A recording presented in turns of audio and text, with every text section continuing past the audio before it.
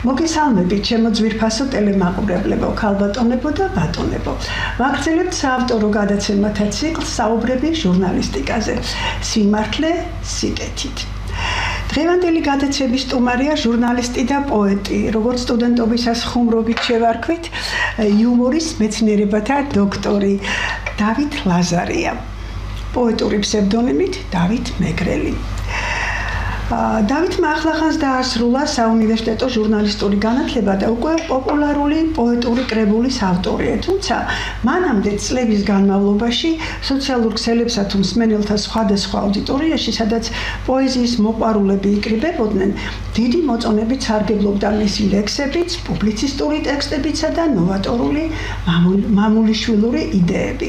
ამ ყველაფერზე გადაცემის მსვლელობაში გვექნება საუბარი. მადლობა დავით გადაცემაში სტუმრობისა და საინტერესო საუბრის პერსპექტივისთვის. მოგესალმებით. თავად მადლობა. წარმატებას გისურვებთ. მადლობა დიდი. ახლა თქვენი პირველი წიგნის წარდგინება გაიმართა, არც მეტი, არც ნაკლები საქართველოს მწერალთა კავშირში და დიდი წარმატებითაც ჩაიარა. რა განცდა ეს სრულად ახალგაზრდა, თუნდაც პოპულარული პოეტისთვის? პოპულარობას რაც შეეხება ხადიდა შეიძლება არ არის რაღაც ფართო მასებისთვის, მაგრამ ნებისმიერ ადამიანს და შემოქმედ ადამიანს ზოგადად აქვს საკუთარი აუდიტორია, რომელიც განსაკუთრებით ხავს ჩემი მკითხველი, რომელსაც სულ რაღაც ველოდები ისე განსაკუთრებულად მის შეფასებას თუ რაღაც განცდას დამოკიდე. იმიტომ რომ ზოგადად სულ ვამბობ, რომ პოეზიის ახმა ზოგადად რთულია ხა ჩვენ საზოგადოებაში. ნებისმიერ საზოგადოებაში გარკვეული ნიადაგი ჭირდება. გვესმის რომ ძალიან გვიყვარს პოეზია და რაღაც ამის ქვეყანა ვართ რაღაც საქართველოს პოეზიის მართლაც ეს რუსაველის ქვეყანა, მაგრამ მაინც ჭირდება რაღაც ლექსი, იმიტომ რომ ძალიან სხვადასხვა სტილის ლექსები წამოვიდა. ხა ჩემი პოეზია სულ ვამბობ, რომ უფრო თანამედროვესთან ახლოსაა რაღაც და ყველას გვაქვს თავისი რაღაც. პოეზიაც როგორც მედია, ასე ვთქვათ, უნდა იყოს დამოუკიდებელი, მე ასე ვთვლი და მერთო ჩემი კიდე უფრო მეტ. ხო და ახლა ციგსაც შეეხება როდესაც გამოვუშვი ეს ციგნი და რაღაც ჩემს სიმბოლურია იმით ეს ციგნი, რომ ჩემს დაბადების დღეს დაემთხვა მისი დაბეჭდვა, სადღაც ჩემი დაბადების დღეა 9 მაისი, ეს დაიბეჭდა 7 მაისს და რაღაც იმდენად სიმბოლურია დავარქვი ჩემი პირველი შვილი და ჩემთვის კი არა ნებისმიერი შემოქმედისთვის პირველი თავისი შემოქმედების, ასე ვთქვათ, თავისი პირველი შვილი და თუ რამე შეიძლება შეადარო შვილის ბედნი, მაგრამ აი რო გეყოლება შვილი მე მგონი მე რაღაცა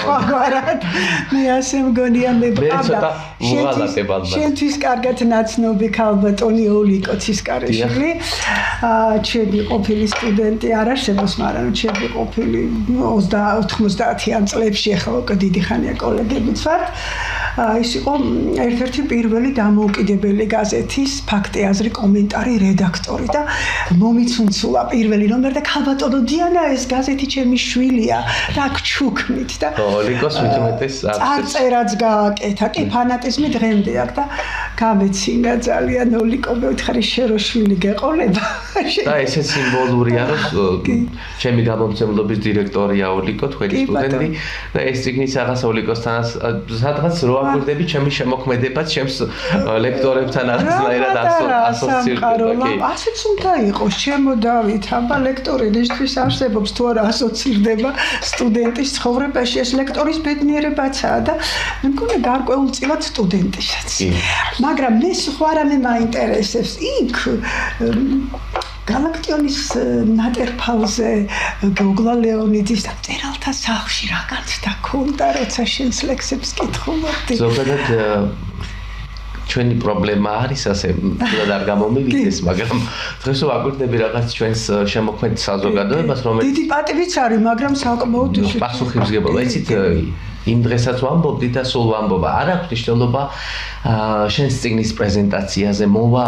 შენი ბიძაშვილი იქნება, შენი ახლობელი იქნება, არა პოეტი იქნება. ეს იქ რო დადგები რაღაც იმხელა პასუხისმგებლობას გცნობ. იმიტომ რომ იმ ლექსიცა მაქვს ასეთი რაღაც. აბა გითხარი ლექსი. აი რას მომბობ ახლა და სულ მე ასე ვთვლი ზოგადად ადამიანი ხო არის ერთი აი ჩვეულებრივი ადამიანი. ჩემში ორი სული არის რაღაც პოეტი და ცალკე ადამიანი და ჩემთვის ყველა შემოქმედი ჩემი აზრით და თვითონ დავითი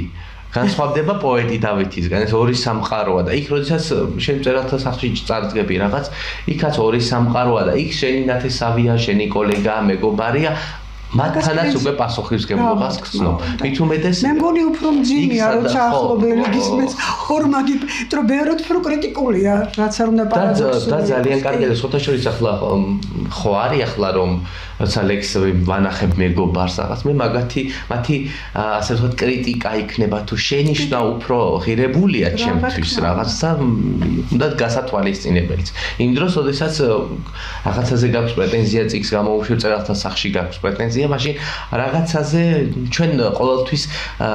დამოუკიდებელი მაინც არ ვართ. რაღაცაზე ადამიანი ყოველთვის არის დამოუკიდებელი. ადამიანი ეს მისი ბედნიერებაც რას ქვია, ანგარის არავის უწევ უკვე აღარ არის საინტერესო. და შენ თუ აღარავის უწევა რაღაც ანგარიშს ან რაღაც ვიღაცასთან მინიმალური ვალდებულებაც აკეთებ. ხო, მაშინ აღარ საფრთხე ისე რომ მე თავისუფალი ვარ და რასაც ვიდა იმას. პასუხისმგებლობამ შენ რაღაცნაირად მობილიზებული. სხვადასხვა ზაც ყველაზე მეტად წინს ახლა კრიტიკა არ მიყვარს არავის მე მაგრამ ჩემი აზრი ეს ყველას ვეთქვი ახლა ჩვენს კოლეგებს აქვთ ასეთი დამოკიდებულება რაღაც ხო აკვირდები ახლა გალაქტიონს ვერ გადავუსწარით ჭალებში მაგრამ დანარჩენს დროდო ეჯიბრები ამ გალაქტიონს ხო და ჯერ ერთი შეჯიბრი შეიძლება პოეზია ერთხელ მე სულ ვამბობ რომ პოეზია არის სულის სიმღერა და როგორ შეიძლება სულის სიმღერას შეეჯიბრო და ერთხელ არა პოეტმა მეგობარებას ვითხრა რომ ვის გაუგიაო ეს კონკურსები რო გაქვთო და შეჯიბრები ამ პოეზიისო და საშინელება და არის ყველა საუკეთესო სასაცილოც აღარ არის უკვე რა შენი სულის სიმღერა უნდა შენ როგორც თქვენი მეგობარი ლაშა გახარი ამბობდა პოეტი ერთი ლექსია და მეც ასე ვთვლი რომ პოეტი მართლაც ერთი ლექსი მეც არ რემბლივი თალალი ხო მართლაც და პოეტი ერთი ლექსი მადლობა ლაშას გახსენებისთვის დიდი მადლობა და ის ზოგადად მეც აი როცა პოეტი ხარ ეს სულის სიმღერაა და აქ ყველაფერია ნათქვამი კი ბატონო ჩემო დავით 2 დღის წინ ოდაბადეს სტუმრობდით რომლისოდაც დიდხანს ვერ წლებდე და შეგვიცი ისიც მინდა ვთქვა რომ დავითი არის კოვიდის პერიოდის ანუ ონლაინ სტუდენტი ასე რომ ჩვენ ძალიან გვიან შევხვდით პირისპირ იმას თავისი ხიბლი ქონდა ალბათ არა დავით გვახსოვს ჩვენი დებატებიც იყო რაღაცა თითქოს უფრო კამერული სიტუაცია იყო არა ყველაფერში უნდა პოეტმა კი არა ნებისმიერმა გონიერმა ადამიანმა გამოძებნოს ოპტიმალური გამოსავალი რაღაცა ხიბლი რაღაცა ის რაშიც სადაც აჩვენებს თავის მაქსიმუმს არა და ისე თუ ასე ვახერხებდით მე მგონი ხო ამას აი მაშინაც გიჭირდა თბილისში ოდაბადეს გარეშე უცებ არჩანდა ძალიან აკლდა ლექციას დავით მეგრელი ანუ დავით ლაზარია და მოვიკითხავდი და ზუგდიდი მოენატრა და აი მალე ჩამოვა და ასე შემდეგ რა ხდება ახალი და საინტერესო ზუგდიდსა და მის შემოგარენში ხო ზუგდიდი ჩემი ზუგდიდი ჩემი მზეც და ჩემი ფანტელი მოვალ მალევე შეგისრუტავ დავიკარგები აი ამ ფრაზაშიც ზოგადად ჩემთვის ყველა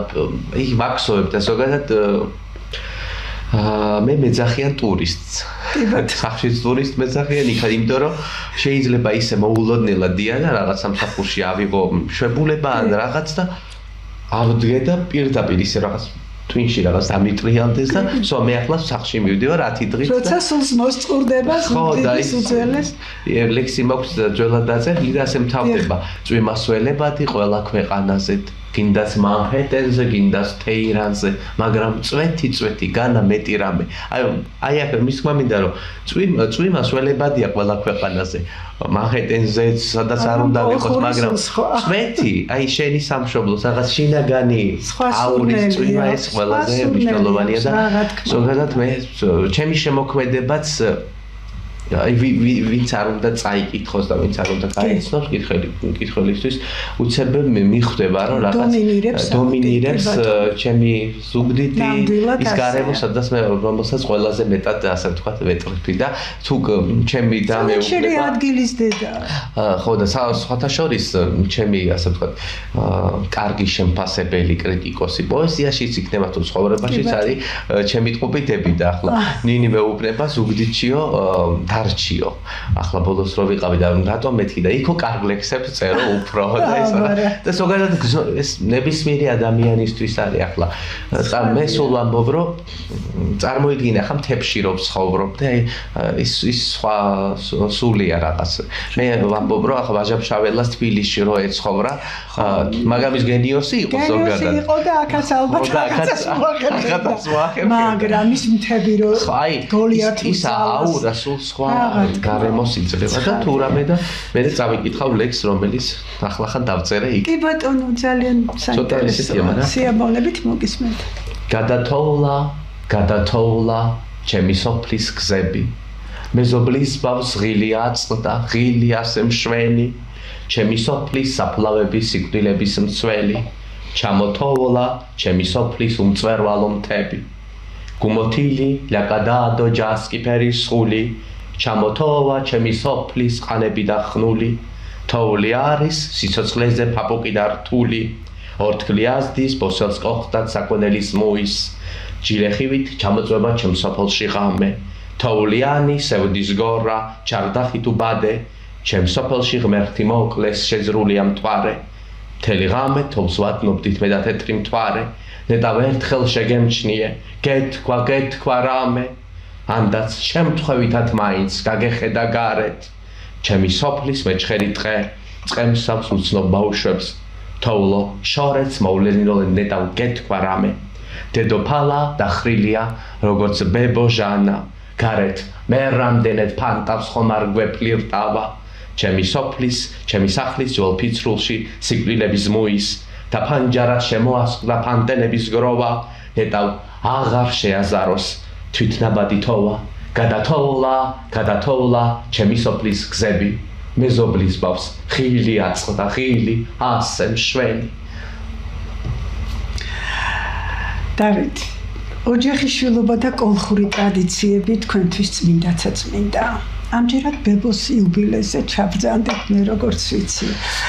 რას ნიშნავს თქვენთვის მშობლიური ჭერი კი ნაწილობრივ ამაზე ილაპარაკეთ მაგრამ ოჯახის ინსტიტუტზე ზოგადად რომელსაც ახლა ყველაზე დიდი რაღაცა საფრთხე არ ემუქრება საქართველოში ყოველ შემთხვევაში მე ამის დიდი რწმენა მაქვს მაგრამ ალბათ ამაზე მაინც ყურადღების მობილიზება უპრიანი იქნება იმიტომ რომ რატომღაც ყველაზე დიდ სიწმინდეებს დაუმისნა ჩვენმა მტერმა და ერთ-ერთს აი ოჯახის ინსტიტუტს თქვენთვის როგორც ოჯახის შვილისთვის ამ ტრადიციების ერთგული ადამიანისთვის მშობლიური ჭერი შორიდან მოული ცოტა სანამ სიყვარულია რომელიც გვირგვინია ყოველივესი მანამდე ჩემი აზრით ოჯახის სიწმინდე და ოჯახური ღირებულება რაც არის მშობელი აი სულ ვამბობ რომ რაც არ უნდა ცული პრობლემა გიკიჟინონ გარედან ხო და რა თქმა უნდა ეს გადალახავს რაღაც აი დაკოლებას რაღაც უგულებელ ყოფს და ეს იქნება მნიშვნელოვანი ჩემი აზრით რაც შეეხება მე ცხოვრების ორი მისამართი გვაქვს რაღაც ჩემი სახლი სადაც და დავიბადე და მეორე სადაც ასე თუ ისე თითქმის გავიზარდე ბებიას სახლი და ორი მისამართი მაქვს რომ ბებია ზოგადად ბევრისთვის რაღაც ქართველებისთვის და ჩვენი საზოგადოებისთვის ოღა ბებიას ერია სხვა რო არა მე ბებია ილიკო და ილარიონი და ეს რაღაც მოდის შემთხვევით არ დაწერილა ხო არა შემთხვევით არ დაწერილა და ხა რომ და ერთადერთი ქვეყანა მგონი სადაც ბებიას ძეგლი დგას ბებიას ინსტიტუტი არსებობს მე ასე ბებიას ძეგლი დგას და ის რომანის ძეგლი იყო ცხადია მაგრამ პირდაპირ გაგები ჩემი რძალი მეუბნება მალეო კაცო ბებიებს კი არაო დედებს ანუ მაგრამ მაინც თვლი რომ ვერ გაქრება იმიტომ რომ ბებიასა და ბაბუის ხო და ჩვენი ხო ზოგადად კი არის რაღაც გაცივდა ურთიერთობები ახლა ამას ვერ დავმალავთ არა ყველგან და არა ყველა ოჯახში ხო არა ზოგადად ეგრეც არ არის, მაგრამ ბებია ზოგადად ის ჩვენთვისაც და ალბათ ყველა ადამიანისთვის და მithumedes ჩვენს ქვეყანაში უნდა იყოს რაღაც ავტორიტეტი და ცოტა რაღაც რომ მოვიყევი და ბებიაშენს ვერ პატიობ რომ მეგრული არ გასწავლა. სულ მახსოვს. არა ბებია იყო შინაგანად არისტოკრატი. მე მაშინაც გითხარი ჩემო კარგო შენ რომ ვერ პატიობ ეგეც მესმის, მაგრამ ჩემ ბებია იყო საოცარი სულით არისტოკრატი ადამიანი და ძალიან დედაჩემი იყო გურული და მან არ იცოდა ბუნებრივია მეგრული და ჩვენ რო სამეგრელოში ჩავდიოდით ბებო სუცდილობდა რომ მას არ შექმნოდა დისკომფორტი და ჭიშკარს მომდგარი მეზობელი რომ მეგრულად იქედან ხო ასე ვიცით სამეგრელოში დაუწყებდა ეს ქართულად პასუხობდა და ანამუსებდა რომ ჩემი რიცი ისო და ხერხულია ქართულად მელაპარაკეო მისი ვაფასებ მისამის კი ბევრჯერ დამწყდა გული რომ მეგრული არის მეტნაკლებად მე ვისწავლე კი მაგრამ ბავშვობაში ხა სხვა რომ მაშინ მაგრამ აი ასე მესმის იცით მე მისი დამოკიდებულება რომ ეს მისი სტუმართმოყვარეობა მისი დელიკატურობა მისი სხვისი პატივისცემა შინაგანი ინტელექტი რაღაც ადამიანური ამას იმდენად ვაფასებ რომ ბოლოს და ბოლოს გინდა და ისწავლე მე ხო არ დაგიშალა იმ ბებიამ უბრალოდ მაშინ არ მოგახვია თავს ნახე როგორი დემოკრატიც იყო ამიტომ შენ ჩემ ბებიას თავიდან კარგი და მაინც ზუგდიდელ მკითხველთან მე ვიცი რომ იქ საოცარი ფანები გყავს შენ და ვტკბები ხოლმე შენს გვერდზე რომ შემოვდივარ მათი ძალიან ესეთი სამართლიანი თითი რამბებით არა კომპლიმენტებით გახაზვით იმ ძლიერი ადგილებისა შენი პოეზიის რომელიც არ შეიძლება არ მოეწონოს მკითხველს ამჯერად ხო არ ქონია შეხვედრა ზუგდიდელმა ამჯერად არ მქონია მაგრამ ის ემოცია როდესაც წიგნის გამოცემიდან სადღაც ერთ-ორ თვეში ქონდა ზოგადად ველოდებოდი იმ დღეს როდესაც ზუგდიდში მეკდებოდა პრეზენტაცია იმიტომ რომ ალბათ ის უფრო დიდი პასუხისმგებლობა არანაკლები ყოველ შემთხვევაში მინდა გითხრათ რომ უფრო დიდი პასუხისმგებლობა იყო ჩემთვის ზუგდიდში პრეზენტაცია და მე რაც დიდად ახარ არ გამიკვირდა იმიტომ რომ ალბათ ცოტა ისე პროფიტა დამსახურე მაგრამ იმდენი ადამიანი მოვიდა რომ მართლაც ესეთი დრო არის ახლა ხო და დროის ხონდობის გამო ბევრი რაღაც და მართლა იმდენი ხალხი მოვიდა რომ რაღაც ბიბლიოთეკაში ადგილიც არ იყო და ეს უფრო მეტი პასუხისმგებლობა იყო ბოლოს ამბობდნენ რომ დაასრულე მალე დაასრულე რამდენს ლაპარაკო მე ხო მიყვარს დიდად ეს საუბარი და ასე რომ სულ მაქვს დრო რომ ვისაუბრო ამისთვის რაღაც ასე რომ ყველაზე ღირებული და ჯერჯერობით იმ შეხვედრის სითბო გვათბობს ხო კი და ახლა რაღაც ისრებს დიდ პასუხისმგებლობას თორემ ცნობილია ნაპოლეონის სიდიდე რო ვერ იწამა კორსიკელმა გლეხმა ისე გარდაიცვალა არა ეგრე ხო გესმის ახლა ახლობელის პოეტები პროვინციაში იბადებიან და პარიზში კვდებიან ახლა არ ველოდები პარიზში მაგრამ ჯარი წერია დიდი ხანი მაგრამ დიდი გზები რო გელოდება მე მაგაში ეჭვი არ მეპარება და მაინც პოეზია თუ პუბლიცისტიკა ხა მე როგორც შენს ლექტორს ჟურნალისტიკის მიმართულები და იყავი არაჩვეულებრივი იდეების ფეიერვერკი იმ ონლაინ ლექციებზეც კი თუ დავით ლაზარე არ იყო ლექციაზე რაღაცა სხივი აკლდებოდა თუმცა ძალიან ძლიერი ჯგუფი ყავდა თქვენ საინტერესო და მონდომებული ბავშვები ნეტა ის მონდომება ეხლა აუდიტორიაში შერჩეთ შემდეგ დაობებს შეიძლება ისიც იყო რომ ის აუდიტორიაც გენატრებოდა არც უმაგისობა იყო და ამიტომ პოეზია თუ პუბლიცისტიკა უფრო პოეტად მიგაჩნია შენი თავი თუ ჟურნალისტად როგორ აი კარგად გულწრფელად რო გულწრფელად რო გითხრათ მე ზოგადად ვარ ძალიან მრავალფეროვანი ადამიანი კი ბატონო ამას სულ ვამბობ და ახლა ახლა მაგისტრატურაზეც სულ სხვა პროფესიაზე მინდა ჩავაბარო იმიტომ რომ და აი რას ვამბობ და ახლა სულ ხუმრობ რომ როცა ცოტა დავდერდები შეიძლება მეთქი ხატვაც დავიწყო და რაღაც ბოლოს ვიყო მხატვარი სიტყვით მხატვარი ხომ ხარ და და აი რას ვამბობ რომ ყოფილი ჟურნალისტები არ არსებობს მოგიყო თუ ეგ აქსიომაა ხო ზოგადად ახლა რას ვამბობ დიანა როდესაც მე შეიძლება ახლა ამ ეტაპზე რაღაც მედიას არ წარმოვადგენ რაღაც მაგრამ დამოუკიდებელი ჟურნალისტიკა გონზო ჟურნალისტიკა ასე ვთქვათ ახლა და მე რას ვამბობ ეს ალბათ ჟურნალისტის ბუნებაა და აი ქუჩაში სადაც არ უნდა იყოს თუ დავინახე რომ რაღაც მნიშვნელოვანი ხდება დიანა ან კონფლიქტია ან რაღაც ისეთი მე ყოველთვის მზად ვარ რომ დავიწყო ამის გაშუქება და გადაღება იმიტომ რომ ეს სულში გაქვს შინაგანად და ყოფილი ჟურნალისტები არ არსებობენ ასე რომ თანაბრად ვანაწილებ თუ ამათ იბადები ისევე როგორც იბადები პოეტად იბადები ჟურნალისტად ხო და ასე რომ თანაბრად ვანაწილებ ამას და ერთ აზრზე ვართ ამ საკითხთან და ძალიან სასიამოვნო თორე ცოტა ხანდახან მენანებოდა რომ ვაჩუქეთ პოეზიას ეს კაცი და არა და ის სხვა ტიპის შემოქმედებაა და ჯერ არის დრო რა ჩემი თავი რო მთელი ცხოვრება წინ არის კი არა ზოგს ასეთი მოსაზრებაც აქვს რომ წერლობას იგივე პოეზია ხო წერლობის ნაწილია პუბლიცისტიკაც ხა ჩვენ კარგად ვიცით ხო ამაზე ბევრი ვისაუბრია და ამის ნათელი მაგალითია სოლომონ დოდაშვილი რომელმაც ქართული ჟურნალისტიკის ფუძემდებელი რომელმაც რაღაც პროზასთან ერთად ჟურნალისტიკა რაღაც შერწყმა მოახდინა რაღაც და ეს ამაზე დიდი მაგალითი ახლა კი ბატონო რამდენიც გნებავთ ნებისმიერი დიდი მწერალი იწყებდა პუბლიცისტიკით და აგრძელებდა მთელი ცხოვრება ჰემინგუეი ხომ ამბობდა რომ მე როცა მასალა შემომაკლდება ჩემი რომანებისთვის მივდივარ ჟურნალისტიკაში რომ ცოცხალი ცხოვრება იქედან ამოუკრიფო ინფორმაცია ემოციები და დავწერო აი ეს დიდებული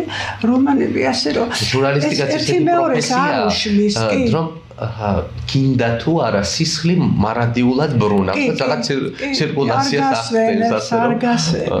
დიდი მადლობა ამ დამოკიდებულებისთვის იმედიც მქონდა გითხრა სიმართლე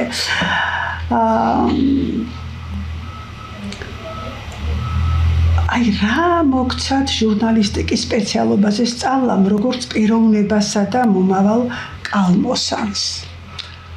ძალიან საინტერესო კითხვაა დასაფიქრებელი და რთულიც ამავდროულად. ახლა შეიძლება ზოგიერთი კითხვა ბანალურად ჟღერს ეს ზოგადად ცხოვრებაში და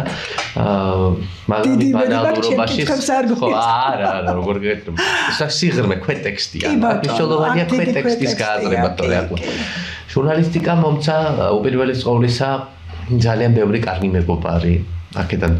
ადამიანურიდან დავიწყოთ, იმიტომ რომ ჩვენ ვართ ადამიანები, მე ვარ ჟურნალისტები, მე ვარ ინჟინერები და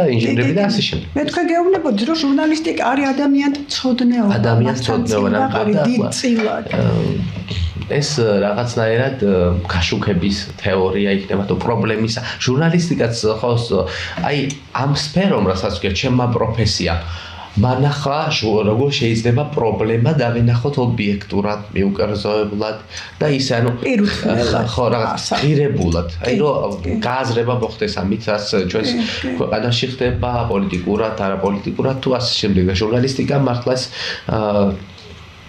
და ბევრი რაღაცა მასწავლა და მანდახა თუნდაც ახლა ის ადამიანები რომლებიც ჟურნალისტიკას ქმნიდნენ ახლა წლების განმავლობაში და რაღაც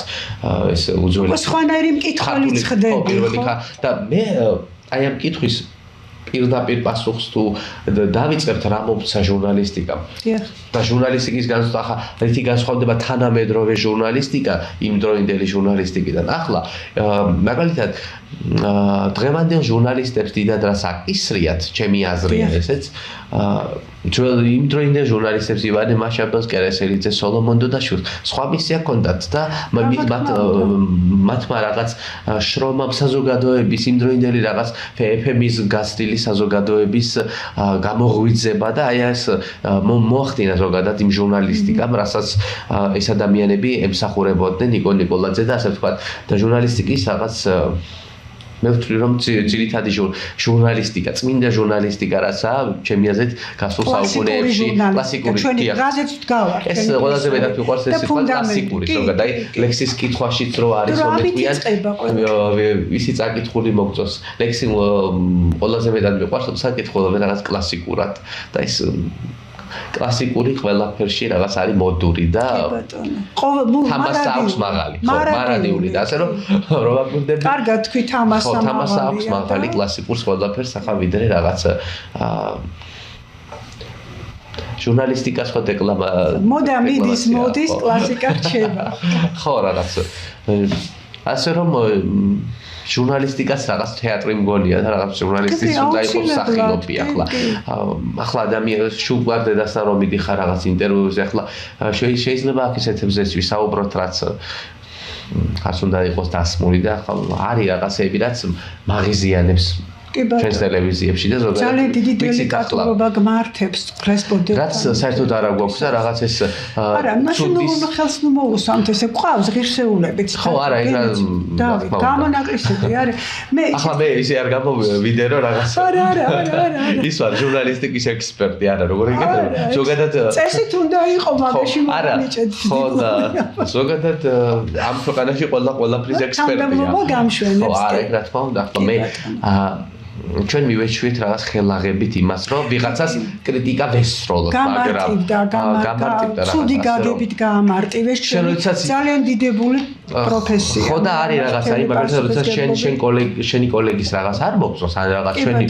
პირობითად რომელიღაც მედიის, შენ იმ მედიის და ჟურნალისტის წინაპირობა უნდა კონდეს წაკითხული. რატომ მოხდა ეს? აი ეს მე ასე ვთვლი, იმიტომ რომ ყველაფერი გადის ადამიანურზე, ასე რომ როდესაც თუ გიყვარს პროფესიას, თუ გიყვარს ადამიანის, მე შეიძლება რაღაც ყველაფერი. მე შეიძლება პროფესიაზე ლაპარაკი საერთოდ არა. და ეხლა ყველაზე მე მგონი ერთ-ერთი ყველაზე მთავარი კითხვა, რაც ყველაზე მეტად მაინტერესებს,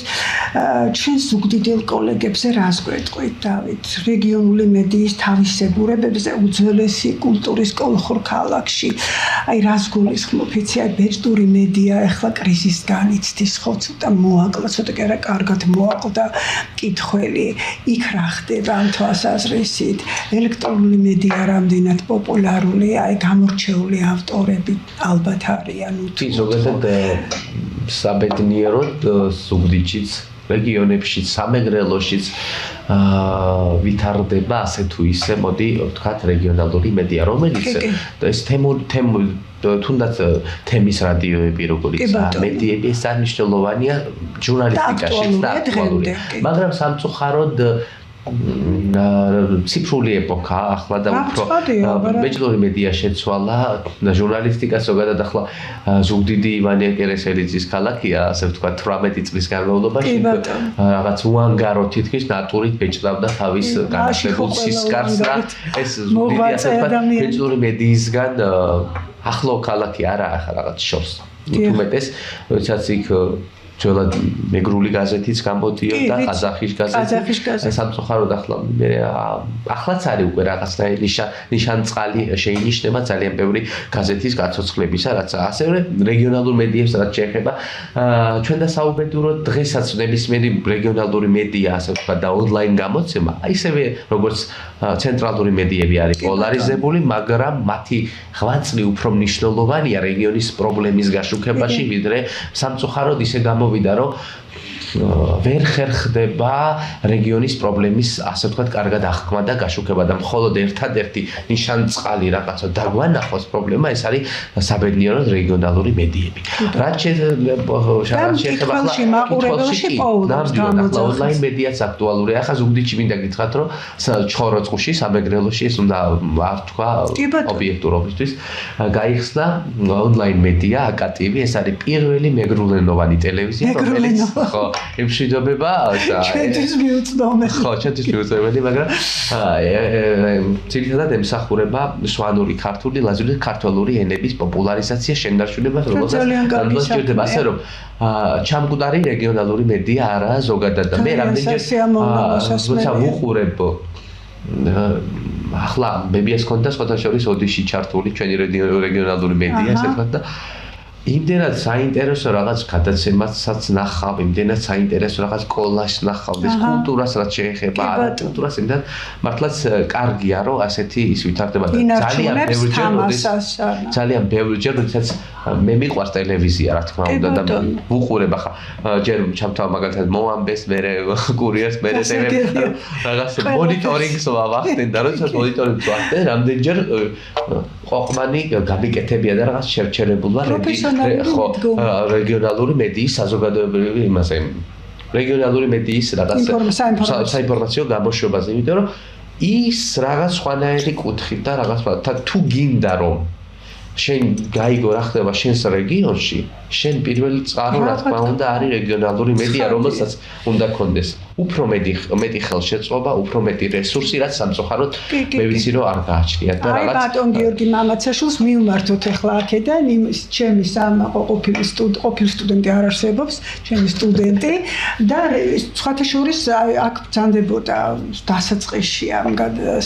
საავტორო გადაცემებითა და დაგვპირდა რომ უეჭველად განსაკუთრებულ ყურადღებას დაუწყო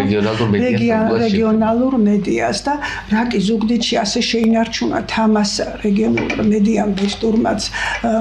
ონლაინ მედია ზოგადად პრესას ყოველთვის ყავს თავისი მკითხველი. ეს არ არსებობს. მეც იმედი მაქვს რომ შეიძლება რაღაც ონლაინ მედია იყოს რაღაცა. შეიძლება რაღაც დროთა განმავლობაში საერთოდ ეს კაბელური მაუწყებლობა შეიძლება რაღაც ჩაანაცვლოს ონლაინ მედიამ. ამის იმედი დიდად არ მაქვს, მაგრამ არ მგონი არც უნდა მოხდეს, მაგრამ რაღაც ბეჭდურ მედიას თავისი ხიბლი აქვს და რაღაც საქმე მედია. ფურცლის შრიალი და კითხვა მე მგონი მაინც როგორც განსხვავდება ქაღალდზე დაწერილი და ტელეფონში დაწერილი ლექსი, რაღაც ეს სხვა ემოციას ეხება. ზუსტად ესა ფურცელს თავისი სურნელი ასდის და ასე რომ ბეჭდური მედია უნდა შევინარჩუნოთ და ზუგდიდში ინარჩუნებს თამასეს როგორც ბეჭდური მედია ზოგადად ჩემს ქალაქში რაც შეეხება დახმარებას გვერდითკომას ამას ჩვენი ჟურნალისტთა ფედერაცია რომელიც ახლა ძალიან გააქტიურებულია და ბევრ ამას გვპირდება იმედია რომ დაუდგება გვერდით არა მარტო ზუგდიდის მაგრამ ზუგდიდის რეგიონულ მედიას და დიანა ეს დავამატებ თუ შეიძლება ჩვენ გავიწყდება ერთი რაღაც, როდესაც რეგიონის პრობლემაზე არის საუბარი, ამ დროს ჩვენ აი ეს პრობლემა საერთოდ უნდა იყოს პოლიტიკისგან დასხლილი, რადგან ჩვენ რეგიონის პრობლემა უნდა იყოს აღმოფხვრილი და მოგვარებული. სამწუხაროდ სულ ხდება რაღაცნაირი ინტერპრეტაციები კი და ეს სამწუხაროდ მივიწყება პრობლემების რაღაც აღშემჩნევა და სამწუხაროდ ხდება ასეც, მაგრამ იმედია ყველაფერი. მეოთხე ხელისუფლება მედია უნდა იყოს. აი სწორედ მაგისთვის არის საჭირო და აუცილებელი. ჟურნალისტიკა არის რაღაც დამკვირვებლის მაკონტროლებელი უნდა იყოს და დიახ, ახლა რაც არ უნდა ტკივნეული იყოს ხელისუფლება, ნებისმიერი ხელისუფლებისთვის ჟურნალი მედია უნდა იყოს კრიტიკული და ჩასაფრებული. კარგი რაღაცა. კი, მოდარაჯე ნაგაზის ფუნქცია დააკისრეს ცოტა უხეში შედარებაში, მაგრამ რატომ ახლა მოდარაჯე ნაგაზი ანუ სახსო იცავს ის აშავებს რამეს წერს ერჩის თორე მოყარის კი არა თუ ხელისუფლების ის სამი შტო ასრულებს თავის ფუნქციას კეთილსინდისირად მას მეოთხე ხელისუფლება არაფერს ერჩის პირიქით გვერდით უდგას კარგ შემთხვევაში აი მედია ზულ და მედია უყვართ პოლიტიკოსებსო შენი ძვირფასი მეგობარი მაიკო წერს თავის ერთ-ერთ წიგნში ნადარეში იცი შენ კარგად ეს ახალგაზრდა ავტორი და რას გულისხმობს იცი აი მის პერიფრაზი ჩვენი მტერმოყვარისა მედია ზულ და მედია უყვართ როცა თავის საქმეს სინდისიერად ასრულებენ და მედია ეგულებათ გვერდზე მდგომად და თუ მედია ცოტა ფარცხავს რაღაცეებს ზულთ როცა ის შენ შეცდომებს ხედავს და არ ჩუნდება აი მაშინ შენ ეცადე რომ გიყვარდეს და იქნები უფრო ღირსეული ხო მართალია ამიტომ ასე არ არის საქმე რომ ჩასაფრებული კარგი გაგებით არის შენც გიცავს შენივე შეცდომებისგან შენივე შეცოდებებისგან აი ეს დიდი მისია დიდწილად აქვს მედიას რაც არ უნდა ის იყოს დეგრადირების გზაზე მაგრამ რაღაც პერიოდში ჩვენ უცებ ვერ მოვზომეთ ეს თავისუფალი მედიის ასპარეზი ზოგმა გადაამეტა იმ თავისუფლება აღვირაშვებულობად გაიგო ვერ აუღვალყო თანდათან დაალაგდება ეს ყველაფერი როგორც შტორმის შემდგომ ზღვა დაიწმინდება ხოლმე ვიცი ჩვენ კარგად კი ბატონო და ეხა რა მინდა კიდევ ვკითხო რა ლამაზად თქვა დარჩილში შენმა მეგობარმა თუ არ ცდები ნონა ჯანაშია ხوار მეშლება გადავცეთ შთამომავლებს ნანაში ნინა რომელშიც უამრავი სამყაროსეული საიდუმლოება და ცოდნაა დამალული სვანები სვანურ შეინახავენ ლაზები ლაზურს და ასე აღდგება ლაზარე ამ პროექტის თაობაზე მახსოვს დებატები ქონდა ჩვენი საგნის ფარგლებში საჯარო გამოსვლა დებატები ძალიან საინტერესო დებატები იყო ყავდა თითო ოროლა მოწინააღმდეგე ამ პროექტს გვახსოვს ჩვენ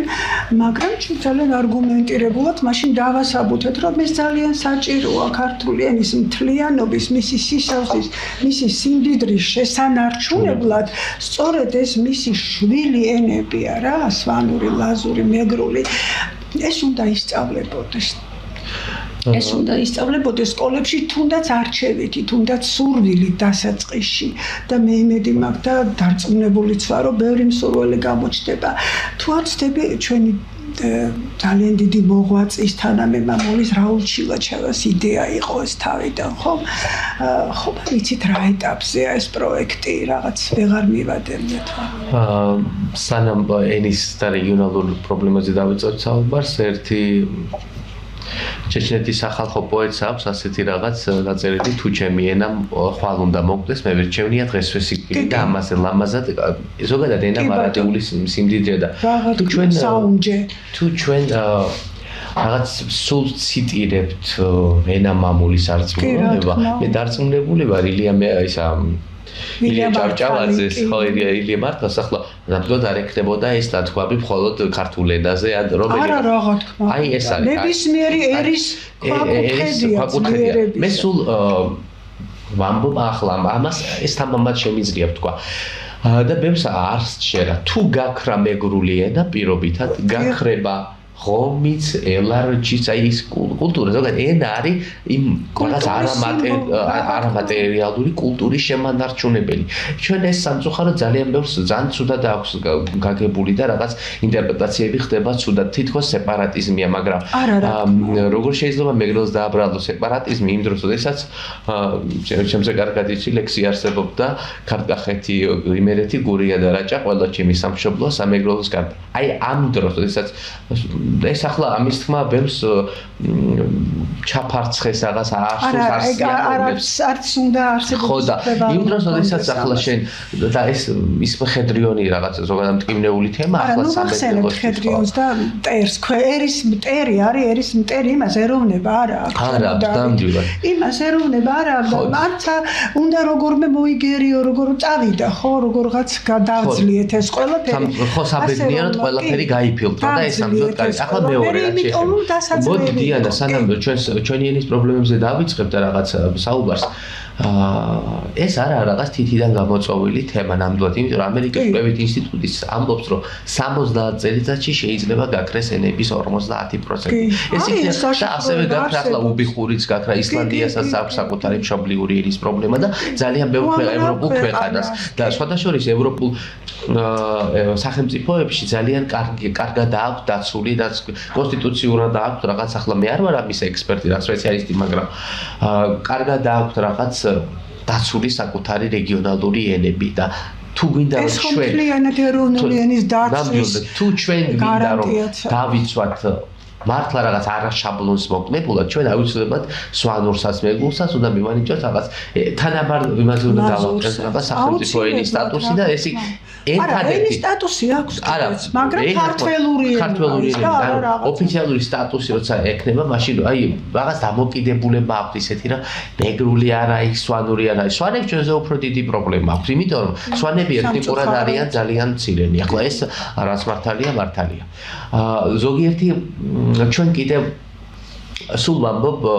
შენიშვნის სახით ამას როდესაც მეგრული ენის დღე გვაქვს ამ პრეზენტაცია გვაქვს და სულ მithkomს და რაღაც